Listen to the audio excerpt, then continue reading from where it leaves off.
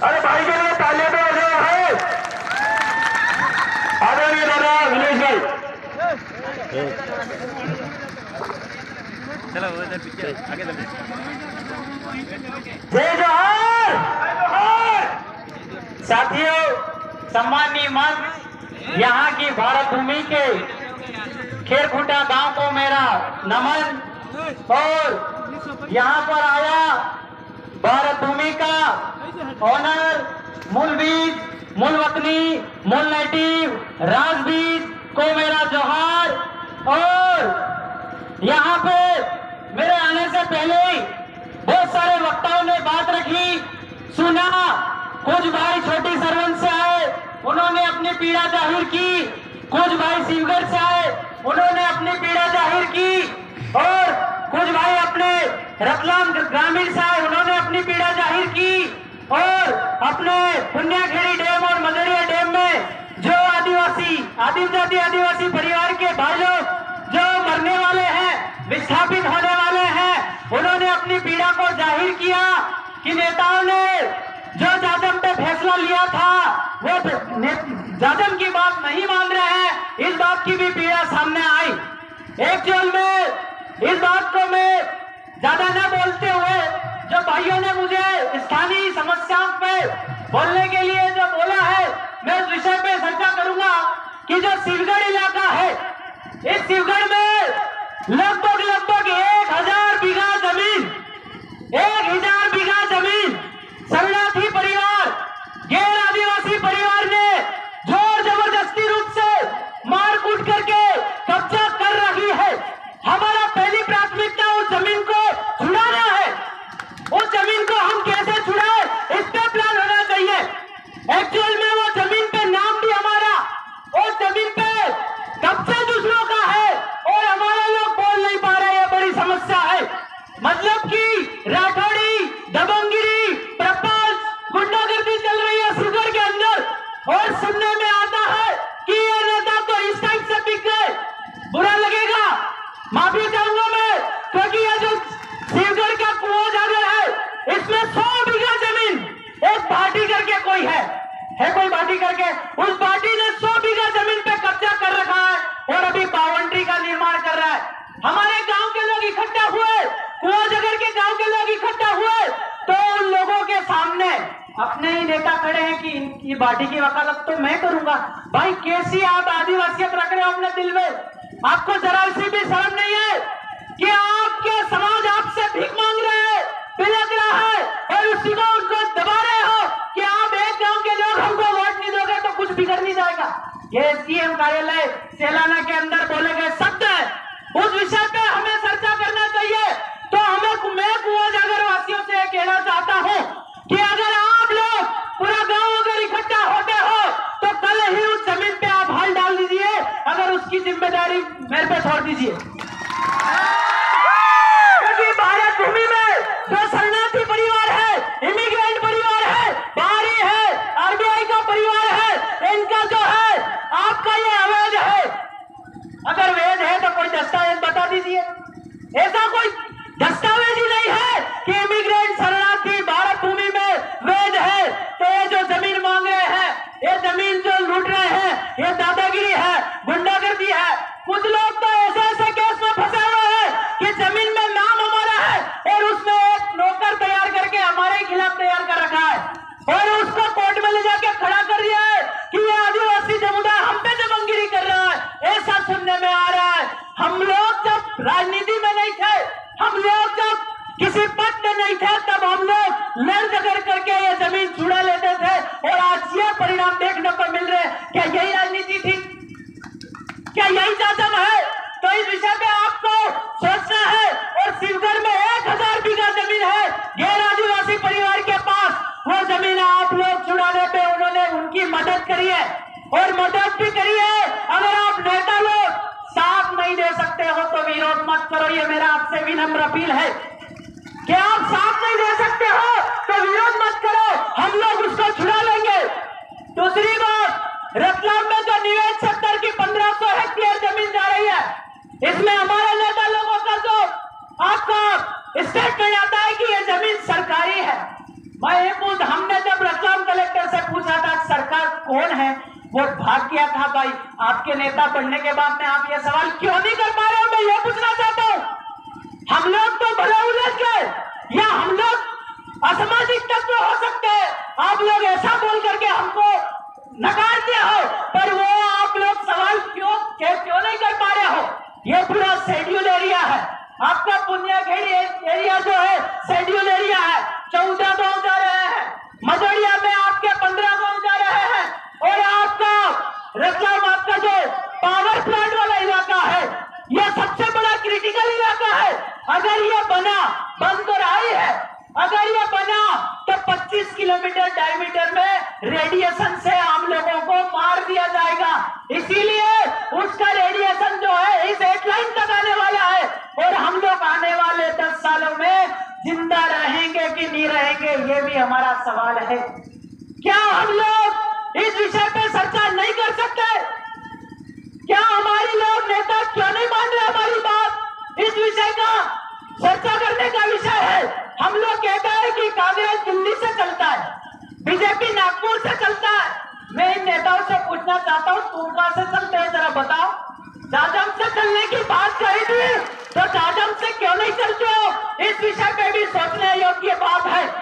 Power plant में आपका मुआवजा ले लिया, बड़ी बात, ठीक है, मुआवजा ले लिया, पर ये लोग पूछ रहे हैं पैसा किसका, कहां से लाए, तो जवाब क्यों नहीं दे रहे हो भाई? अगर जवाब नहीं दे रहे हो तो जवाब दिलवाने में सहयोग कीजिए, विरोध क्यों करते हो, ये बात मुझे समझ में नहीं आ रहा। इस विषय पे आपको गहरा चिंतन और मनन करना है। दूसरी चीज कि हमारे भाइयों लोगों को ये फाइनेंस वाले ज्यादा परेशान कर रहे हैं। फाइनेंस कंपनी वाले की गाड़ी जो ली है उसमें बिना नोटिस के गाड़ी उठा ले जाते हैं, चुपचाप कोई उधर जावरा जाता है उधर से गाड़ी उठा ले जाते हैं।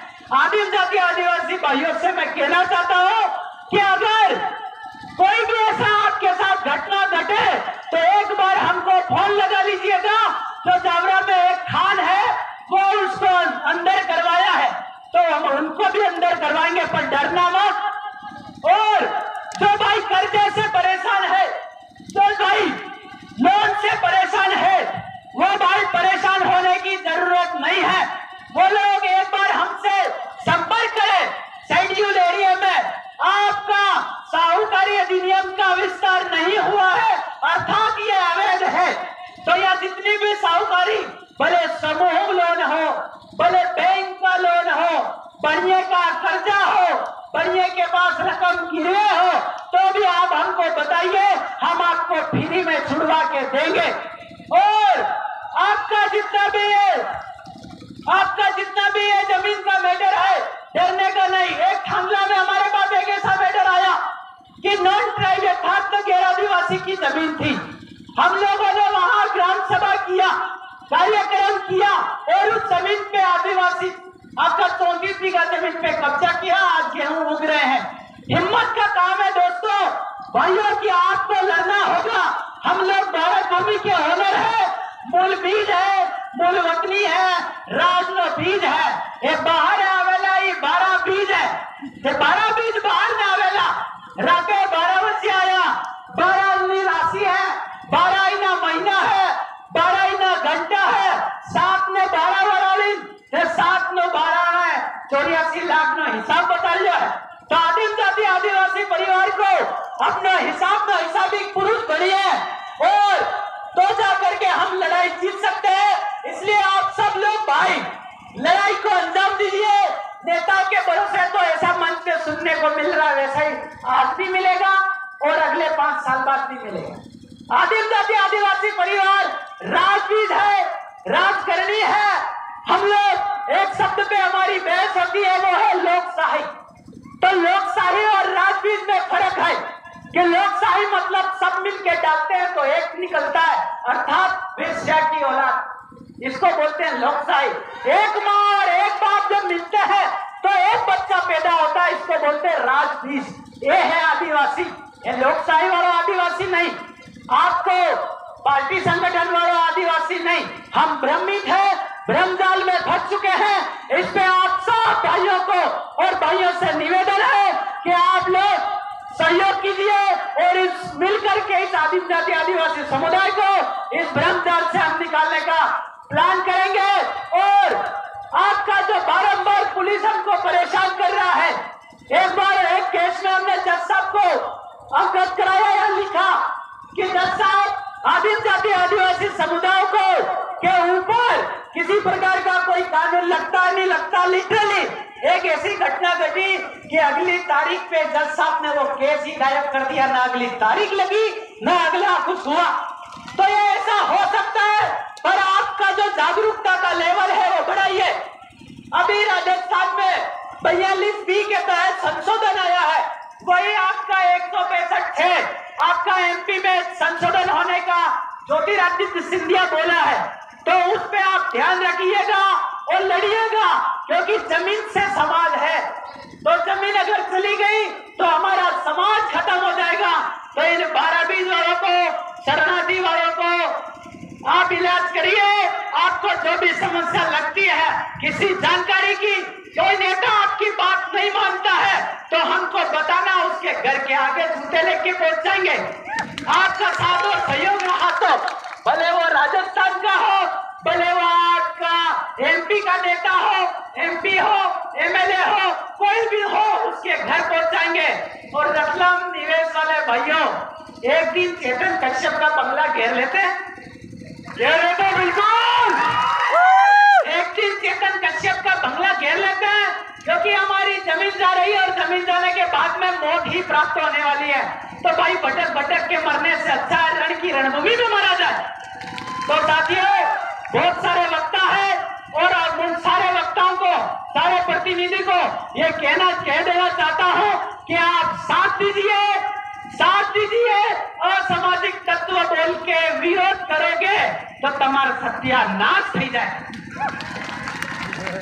बुरा मत मानना, क्योंकि ये जाजम से आप आगे आए हो, तो एक जाजम तमन की रवाना भी हो से आप लोग लोकशाही से अर्थात वेश्या की बने हो, तो आप लोग कैसे वापस गिरा देंगे ये लोग। इसलिए हम आपसे कंधे से कंधा मिला के चल रहे हैं, तो आपको भी हमारे साथ कंधे से कंधे मिला के चलने की जरूरत है। असामाजिक तत्व उल्टा सीधा अगर बोलने की अगर इधर उधर कर कोशिश कर रहे हो तो कभी सामने बैठकर कर लिया करो।